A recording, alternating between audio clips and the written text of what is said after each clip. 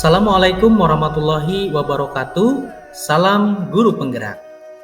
Bapak Ibu yang saya hormati, saya Ono Carwono, CGP Angkatan 6 Kota Banjar dari Unit Kerja PTD SDN 1 Karyamukti.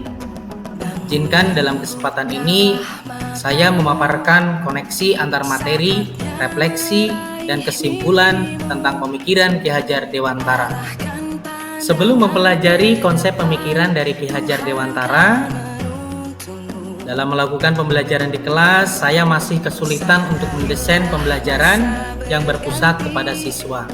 Masih sering saya memberikan materi untuk menuntaskan sesuai target tanpa memperhatikan perasaan siswa, kemampuan, dan bakatnya. Selain itu, saya juga mengharuskan semua siswa untuk menguasai semua mata pelajaran dengan mendapatkan nilai mencapai KKM yang ditetapkan sekolah. Namun, saya jarang sekali melakukan refleksi terkait pembelajaran yang sudah saya lakukan, sehingga saya tidak mengetahui sejauh mana keberhasilan proses pembelajaran yang sudah berjalan.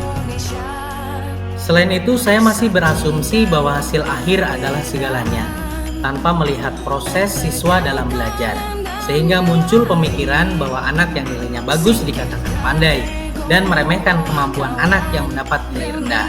Hal ini membuat siswa tertekan karena harus mendapat nilai akhir yang bagus dan kepercayaan diri anak menurun. Sebelum mempelajari konsep pemikiran Ki Hajar Dewantara, saya merasa kurangnya kedekatan secara emosional dengan siswa, sehingga penanaman nilai-nilai karakter kurang terbangun dengan baik. Dalam pengkondisian di kelas, masih menggunakan ancaman dan hukuman untuk membuat siswa agar disiplin dalam pembelajaran dan tanggung jawabnya. Setelah mengikuti pendidikan guru penggerak Angkatan 6 ini, saya banyak belajar tentang pemikiran Ki Hajar Dewantara, yang mana secara garis besar ada 3 yang akan saya jelaskan.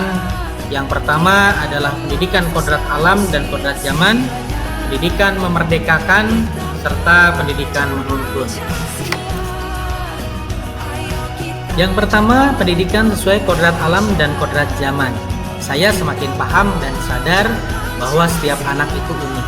Mereka memiliki karakteristik, bakat, dan kemampuan yang berbeda-beda. Tidak dipungkiri, anak juga memiliki kekurangan masing-masing.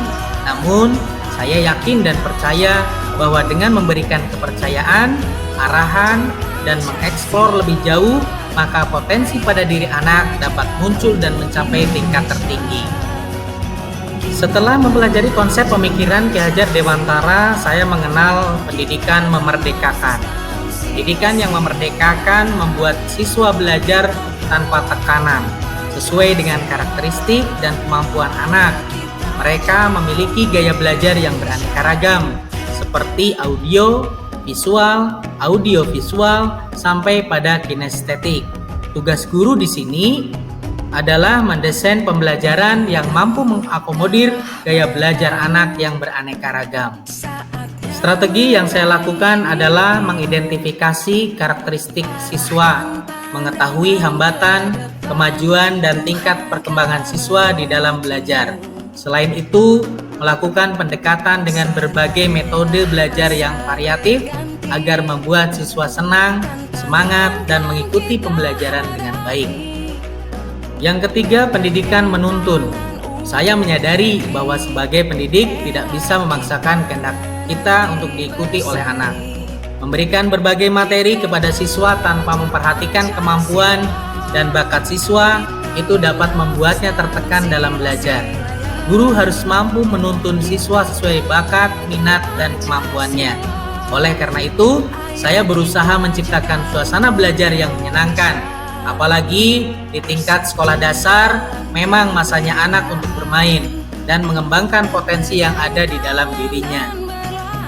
Guru sebagai role model yang akan selalu dilihat dan ditiru oleh siswa, baik dari perkataan sampai dengan perbuatannya. Untuk itu, saya harus menjadi teladan yang baik bagi siswa dalam penanaman budi pekerti, serta menjadi pendidik Ingarso Sungtulodo, Inmadyo Mangunkarso, dan Tuturi Handayani.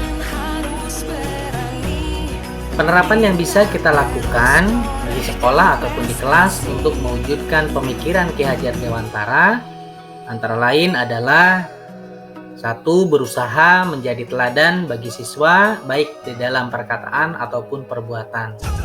Yang kedua, melakukan pembiasaan pendidikan karakter secara berkelanjutan. Yang selanjutnya, merancang pembelajaran yang berpusat kepada siswa dan menyenangkan. Yang berikutnya, melakukan pendekatan emosional kepada siswa dengan saling berbagi cerita dan memberikan motivasi kepada anak-anak, mengenali karakter dan latar belakang siswa dengan menjalin hubungan yang baik dengan orang tua. Terakhir, memfasilitasi siswa dalam mengembangkan potensi dan kreativitasnya sesuai dengan bakat dan minat. Bapak Ibu yang saya hormati, mari terus bergerak, kita wujudkan profil pelajar Pancasila. Terima kasih. Wassalamualaikum warahmatullahi wabarakatuh.